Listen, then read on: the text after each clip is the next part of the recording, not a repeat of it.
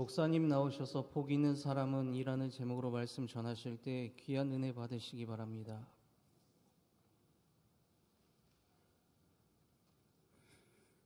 부를 때도 은혜로운 찬양을 연주한다고 꼭 은혜로운 건 아닌데 우리 엘피스 앙상블이 오늘 은혜롭게 연주했습니다. 박수로 격려하겠습니다. 잠시 기도하고 하나님 말씀 듣습니다. 은혜로우신 주님, 이 시간 말씀하여 주옵소서. 말씀 들을 때에 주의 영이 약동하는 시간 되게 하여 주옵소서. 하늘의 은혜를 누리게 아버지 하나님께서 이 시간 우리의 심령을 사로잡아 주옵소서. 예수님 이름으로 기도합니다. 아멘. 결혼을 앞둔 청년 보고 그냥 농담처럼 물었습니다. 왜 결혼하냐? 이렇게 물었더니 목사님 행복하려고요.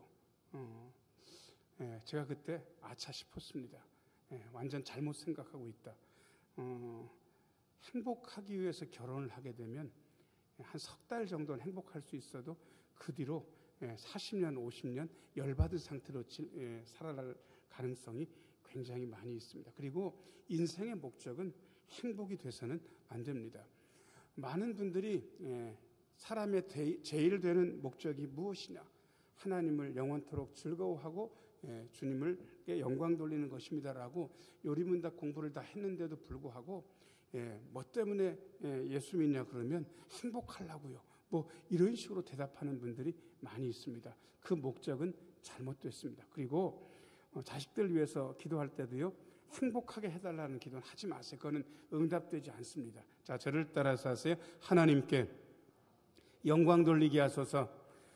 하나님께 영광을 돌리다 보면 진짜 행복하게 됩니다. 그거는 모르고 행복하려고 그렇게 살다 보니까 행복하지도 않고 사람은 열받고 그리고 하나님께 영광 돌리는 목표는 아예 없어질 가능성이 굉장히 많다는 것입니다. 그리고 심지어 행복에 대한 개념도 많이 잘못되어 있습니다. 성경이 말하는 거하고 보통 우리가 생각하는 행복하고 많이 다르거든요.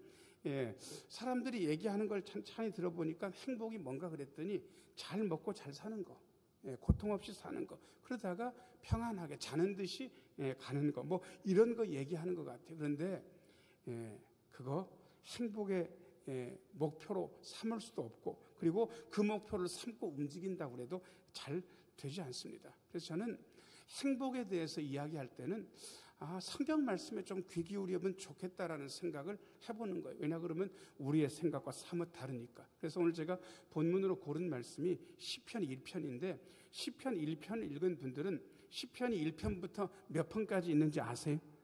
150편까지 있잖아요. 그런데 그것을 그야말로 한 번에 축약시킨 게 시편 1편이라고 이야기하는데 저는 거기에 동의합니다. 그리고 시편 1편을 읽은 분들이 이거 잠언의 결론 같은 건데 맞습니다. 잠언은 의인과 악인을 대비하면서 악인의 길 걷지 말고 의인의 길 걸으라고 되어 있는데 그 의인의 길이 어떤지에 대해서 시편 1편이 너무 아름답게 이야기하고 있습니다. 그래서 오늘 일단 설교 제목을 유전사님 한번 띄워주시겠어요? 설교 제목. 자, 같이 한번 읽어야 돼요. 시작.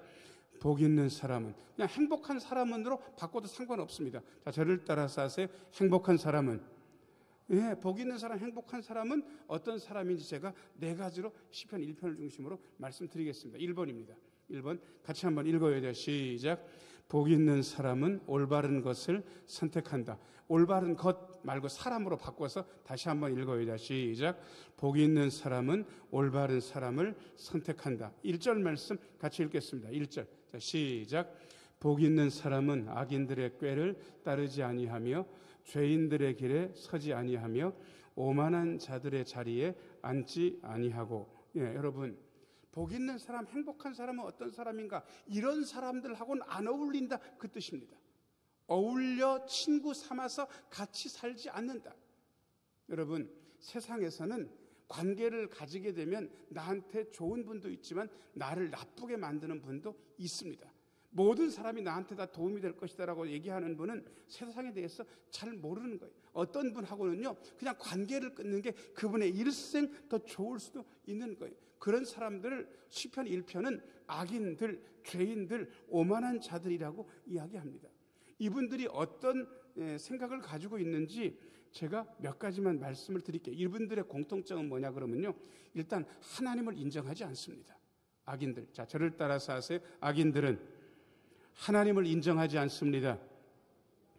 두 가지 면에서 인정하지 않습니다. 아예 하나님이 안 계시다고 생각하든지, 아니면 하나님이 계시긴 계시는데 우리한테 신경 안 쓰시다고 하는지, 둘 중 하나. 하나님이 안 계시다고 믿는 사람들도 꽤 있고요, 하나님이 계시긴 계시는데 이 세상을 만들어 놓고 가끔 시계에 배터리나 갈듯이 세상을 그런 식으로 무관심하게 세상이 돌아가도록 그렇게 한다고 생각하는 분들이 있는 것. 이런 분들은 악인이에요. 이런 생각을 가진 사람하고 여러분 친구 삼지 마세요. 아니, 장사를 할 수도 있어요. 이분들이 고객일 수도 있어요. 이분들하고 영업을 할 수도 있어요. 그런데 중요한 것은 이분들하고 친구가 되지 말라고. 끊어야 됩니다. 여러분, 하나님이 없다고 하든지 아니면 하나님이 계시긴 하는데 세상에 신경 안 쓰이다고 하는 사람들이 있다면 그런 분들이 악인이고 죄인이고 오만한 자들입니다. 그 다음에 어떤 분들이 이런 분들인가, 내 힘으로 살 수 있다고 생각하는 분들이 악인이 될 가능성이 많고 죄인이 될 가능성이 많고 오만한 자들이 될 가능성이 굉장히 많습니다. 세상은 내 힘만 가지고는 못 삽니다. 자, 저를 따라서 하세요. 우리는 도움 없이는 못 사는 인생입니다. 예, 다 도와줘서 삽니다. 여러분, 제가 뭐 목회 혼자 하겠습니까?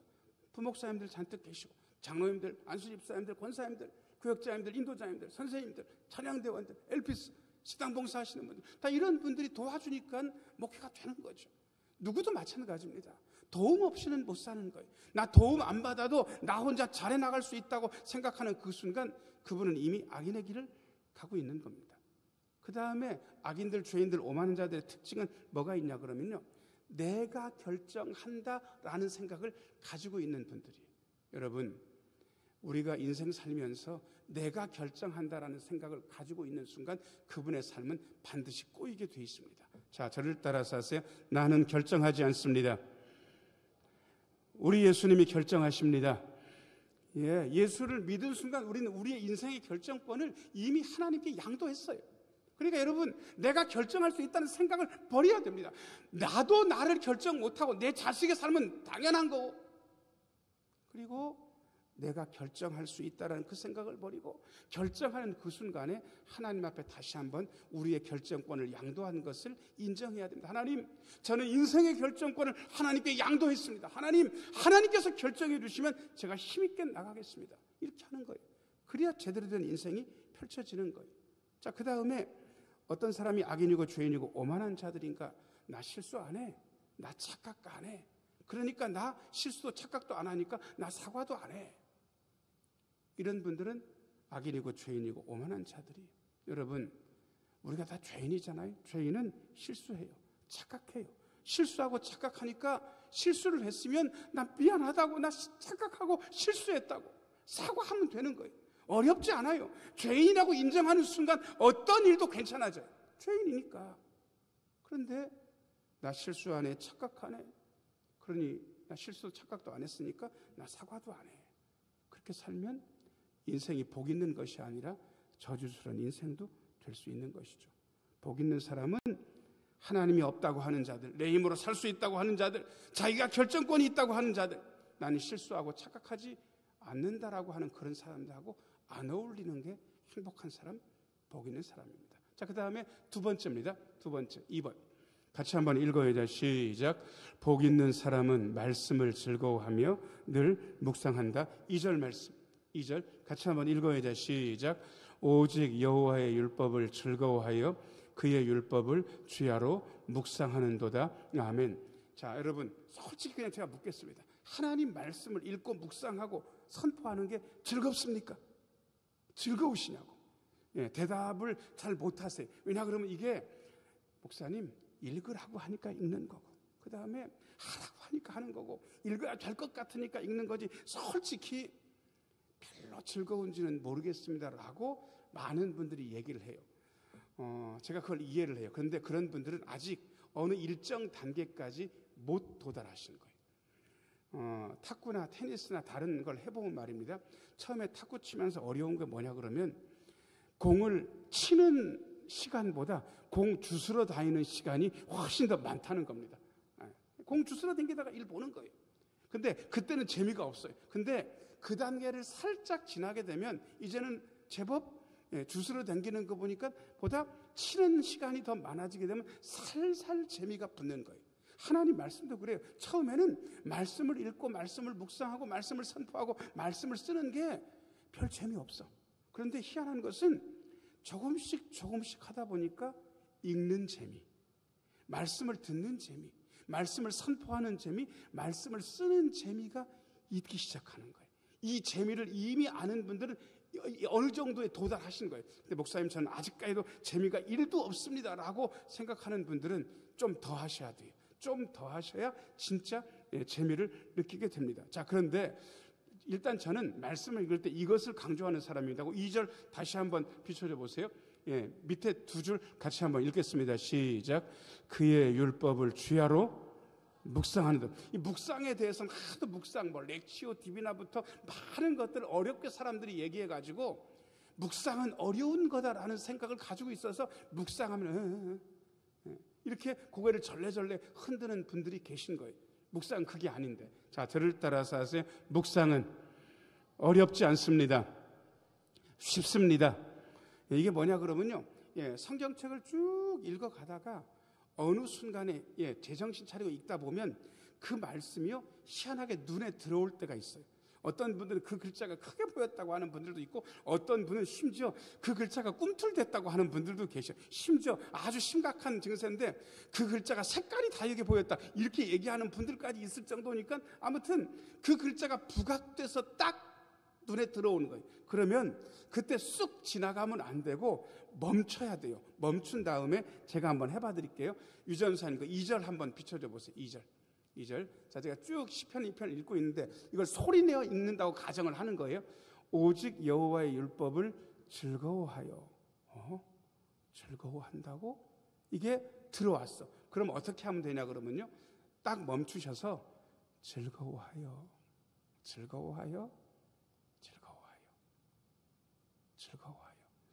나는 말씀이 즐거운가? 아직 아닌 것 같은데? 어떻게 하면 즐겁지? 누구는 즐겁다고 하기도 한 것 같은데? 그러면서 잠깐 멈추시는 거예요. 우린 책을 읽어가다가 이 분량에 너무 심각하게 집중하기 때문에 훅 하고 지나가는데 그냥 멈추세요. 멈추는 순간이 소중한 거예요. 멈춘 다음에 그 부분을 읊조리세요. 자, 저를 따라서 하세요. 묵상은 읊조리는 것입니다. 선포가 이미 여러분들을 읊조리게 했어요.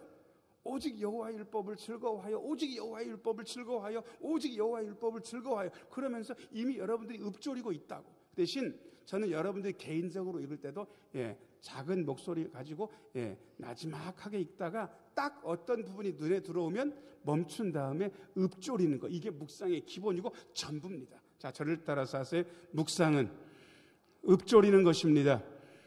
그 읊조리는 순간에 놀라운 일들이 일어나는 거예요. 그 말씀을 섭취하는 거거든요. 자, 그 대신 이 말씀을 섭취하는 방법을 또 하나 더 일러드릴게요. 자, 2절을 같이 한번 읽어보겠습니다. 시작. 오직 여호와의 율법을 즐거워하여 그의 율법을 주야로 묵상하는도다. 이렇게 하면 안 되는 거예요. 제가 한번 해볼게요. 오직 여호와의 율법을 즐거워하여 그의 율법을 주야로 묵상하는도다. 아멘. 여러분 혼자 읽으실 때 아멘 하세요? 안 하세요? 잘 안 하시죠? 제가 이번에 케노시스 수도원 가가지고 거기서 3종 기도라는 게 있습니다. 꼭 거기서 수도원에 들어가면 오전 10시, 오후 3시, 저녁 8시에는 모든 사람이 거기 가가지고 그 3종 기도 3번 하는 그 기도를 해야 되는데 그 기도에 별게 없습니다. 거기 평화를 구하는 기도, 개인 믿음 성숙을 위한 기도, 교회를 위한 기도, 복음 선포를 위한 기도, 요게 그 정해진 기도문이 1번부터 20몇 번까지 30몇 번까지 쭉 있어요. 그러면 그걸 어떻게 하는가 그랬더니 돌아가면서 그거를 앉아있는 사람들이 한 줄씩 읽어요. 그러면 이런 식인 거예요. 그의 율법을 주야로 묵상하는도다. 그러면 모든 사람들이 아멘. 그 다음 3번 기도 제목을 누가 또 읽으면 아멘. 저는 계속 아멘, 아멘. 또 제 순서가 되면 제가 읽고 또 아멘, 아멘. 근데 우리가 성경 말씀을 개인적으로 묵상하고 읊조리면서 아멘을 안 하는 거예요. 아멘을 하기 시작하면 놀라운 일들이 벌어지는데 그 아멘을 안 하는 거예요. 목사 설교에는 아멘 하면서 왜 여러분들이 성경 읽으며 은혜 받은 말씀에 아멘 안 합니까? 그 아멘이 우리를 살리는 거예요. 그게 하나님의 말씀을 꼭꼭 씹어먹는 방법인 거예요. 제가 어려서 몸이 엄청 약했습니다. 지금의 제 몸집을 본 분들은 거짓말이다 그러는데 아닙니다. 이미 사진 보면 증거가 다 있습니다. 너무 약하고 비리비리하고요. 초등학교 1, 2, 3학년 때는 결석을 달고 있습니다. 그런데 동네 분들도 걱정이 많고 몸이 약한 이대 독자를 보는 저희 할머니의 마음은 그야말로 맴짓, 마음이 찢어지죠. 그래가지고 바닷가에 몸에 좋다는 풀, 제주도에도 야생 그런 것들이 있는데 그걸 따갖고 오셨어요. 그리고 저한테 야 이거 꼭꼭 씹어 먹어야 된다고. 그 맛은 별로 없어. 그런데 제가 꼭꼭 씹어 먹으면서 그때부터 질문은 많았으니까 할머니 이거 몸 어디에 좋아? 이렇게 물어보니까 저희 할머니가 대답이 되시겠습니까? 안 되시겠습니까?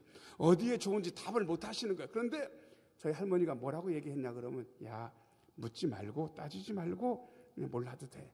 꼭꼭 씹어 먹으면 돼. 그런 거예요. 그러니까 제가 묻지도 따지지도 않고 우리 할머니가 입에다 넣어줬으니까 꼭꼭 씹어서 먹었어요. 그리고 그 뒤로 건강하게 됐습니다. 지금 너무 건강하게 돼가지고 몸집이 이렇게 된 건 부작용입니다. 그러니까 여러분 꼭꼭 씹어 먹으니까 건강하게 되는 거예요. 하나님 말씀도 마찬가지. 하나님 말씀을 읽는데 잘 모르겠는 거예요. 야 이거 진짜 잘 모르겠는데 그래서 상관없어요. 그 꼭꼭 씹어 먹는 방법이 뭔가? 자, 저를 따라서 하세요. 아멘. 아멘. 여기서 아멘 크게 하는 것도 좋고 이제 여러분들 이제 개인적으로 성경을 읽으실 때 성경을 읽으시다가 기도하시다가 아멘 하시는 거예요. 그게 말씀을 즐거워하고 묵상하는 방법. 자, 그 다음에 세 번째입니다. 3번. 3번. 3번. 같이 한번 읽어야죠. 시작. 복 있는 사람은 하나님께 인정받는다. 6절 말씀. 6절 같이 한번 읽어야 돼. 시작. 무릇 의인들의 길은 여호와께서 인정하시나 악인들의 길은 망하리로다. 아멘. 자, 제가 이걸 다시 한번 읽을 테니까 제가 잘 읽나 잘못 읽나 한번 들어보세요. 무릇 의인들의 행동은 여호와께서 인정하시나 악인들의 길은 망하리로다. 제가 잘 읽었습니까? 잘못 읽었습니까? 어디가 잘못됐습니까? 행위가 아니고 뭡니까? 길. 이게 무슨 얘기인지 아세요? 중요한 얘기입니다. 의인과 악인은 행동은 별반 차이가 없습니다. 목사님 무슨 소리냐고. 의인과 악인은 행동으로 나누는 거지. 의인은 왜 의인이냐 그러면 행동이 올바르니까 의인이고, 악인은 왜 악인이냐 그러면 행동이 악하니까 악인인 거지. 행동이 아니라고 하면 어떻게 됩니까? 아니요. 성경은 여기서 분명해요. 의인은 없다. 하나도 없다. 올바른 일을 행하는 의인은 눈을 씻고 봐도 없다. 하나님의 시선에 누구도 의인 못 되는 거예요. 행동으로 보게 되면. 그런데 하나님께서 인정하신 의인은 악인과 뭐가 다르냐 그러면 행동이 다른 게 아니라, 자, 저를 따라서 하세요. 의인과 악인은 길이 다릅니다. 길이 다른 거예요. 길이 다른 거예요. 여러분, 우리가 서울에 있는 강남 고속터미널 가기 위해서 버스를 탔어요. 길이 그쪽으로 향해서 그 길 가는 거예요. 거기서 열받아가지고 옆에 있는 사람하고 언쟁을 할 수도 있고, 진짜 심하면 고속버스 유리창을 부술 수도 있고, 그 다음에 거기서 힘든 일들을 할 수도 있지만 끝끝내 안 내리고 버티면 강남 고속터미널까지 가겠습니까? 가는 거예요. 그게 길인 거예요. 교회 안에서 여러분 때때로 투닥투닥해요. 교회 안에서 힘든 일, 안 좋은 일도 있을 수 있어요. 그게 뭐라고? 죄인들이 모였는데? 죄인들이 모였으니까 여러분 사건, 사고가 있는 거에 대해서는 신경 쓰지 마세요. 죄인들이 있는 곳에서는 이러저러한 일들은 다 있는 거예요. 그런데 끝끝내 대천신흥 구원열차를 타고 포기하지 않고 있으면 어디까지 가는지 아세요? 자, 저를 따라서 하세요. 우리는 천국까지 갑니다. 길이 그런 거예요. 길이 그런 거라고. 우리는 우리의 행위를 자꾸 문제 삼아요. 저분 말을 이상하게 하네. 행동을 이상하게 하네. 우린 그것만 신경 써요. 아니, 그거 신경 안 써도 돼요. 중요한 것은 우리가 제대로 된 길을 걷고 있다는 거예요. 이게 우리들의 믿음의 길인 거예요. 목사도 실수해요.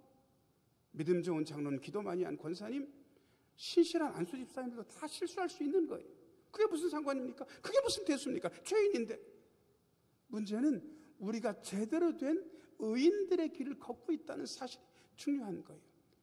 예수님은 이 길을 넓은 길이라고 하셨습니까? 좁은 길이라고 하셨습니까? 좁은 길이라고 하셨어요. 왜 좁은 길인지 아세요? 많이 안 가거든. 많이 안 가거든. 야, 그 길 그거 아닌 것 같은데, 야, 십자가의 길 그거 아니야. 희생하면 죽는 거야. 끝이야. 세상 사람들 그렇게 얘기해요. 근데 우리는 그렇게 얘기하지 않아요. 그 십자가 뒤에 부활이 있다고, 고난 뒤에 영광이 있다고 우리는 얘기하고 있는 거예요. 우리가 가는 길은 세상 사람들이 가는 그 길과 완전 다른 거예요. 그래서 하나님께서 우리의 인생 길을 인정해 주시는 거예요. 우리의 행위는 인정 안 하셔도. 자, 그 대신 악인들의 길, 맨 밑에 줄 같이 한번 읽어보겠습니다. 시작. 악인들의 길은 망하리로다. 여러분, 악인들의 길에 들어서면 1번 금방 망한다. 아니, 금방 망하는 것은 아니다. 자, 1번과 2번 중에 어느 게 정답입니까? 예, 2번이. 왜 그런지 아세요? 금방 망하면 악인들의 길로 아무도 안 가요. 때때로 악인들의 길에 들어섰는데 잘 먹고 잘 사는 거예요. 괜찮아 보이는 거예요. 그런데 그 길은 끝에 멸망으로 치닫게 돼 있는 거예요. 종착지가 다른 거예요. 자, 저를 따라서 하세요. 길은 종착지가 다릅니다. 예, 의인들의 길과 악인들의 길의 종착지가 다른 거예요. 중간에서는 이게 의인의 길인지 악인의 길인지 잘 몰라. 하나님만 아시는 거예요. 그래서 우리가 우리의 길 걸으면서 때때로 의구심에 빠질 때가 있어요. 그래서 예수 믿는 분들이 하나님 앞에 한탄하면서 가끔은 기도해요. 하나님, 제가 주님을 믿고 지금까지 의지하면서 살아왔는데 제가 제대로 된 길을 걷는 겁니까? 저희 가족이 3대가 한꺼번에 예수를 믿게 됐습니다. 예수를 믿고 나서 저희 아버지가 예수 믿기 전에 보증 쓴 거, 잘못한 거 예수 믿은 다음에 다 터졌습니다. 동네 사람들은 이렇게 얘기했습니다. 저 집은 예수 믿어서 망했다. 저희 어머니가 교회 다니면서 늘 울면서 다니셨습니다. 그러면서 그때 하나님 앞에 이렇게 기도했습니다. 하나님, 예수 믿는 보람이 있어야 되는데 예수 믿는 보람이 하나도 없습니다. 왜? 그 전에 잘못됐던 게 다 터져가지고 그걸 막 메꾸고 힘들어했으니까. 근데 하나님께서 제대로 된 길을 걸었더니 종착지가 좋은 거예요. 종착지가. 자, 저를 따라서 하세요.